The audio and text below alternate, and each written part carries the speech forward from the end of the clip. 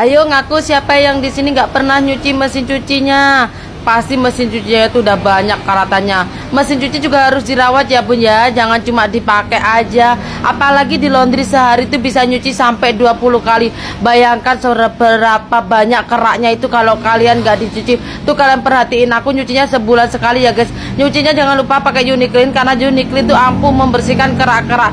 Dan yang pastinya semuanya itu terhempaskan berkat Uniclean. Ini Pak Suku yang lagi bersihin juga mesin cuci 2 tabung ya. Dan buat kalian yang penasaran cara bersihnya, jangan lupa cek keranjang kuning aku di bawah ini, penggunaannya dan caranya menggunakan Uniclean tuh gimana, bisa DM aku langsung ya. Kalau suka jangan lupa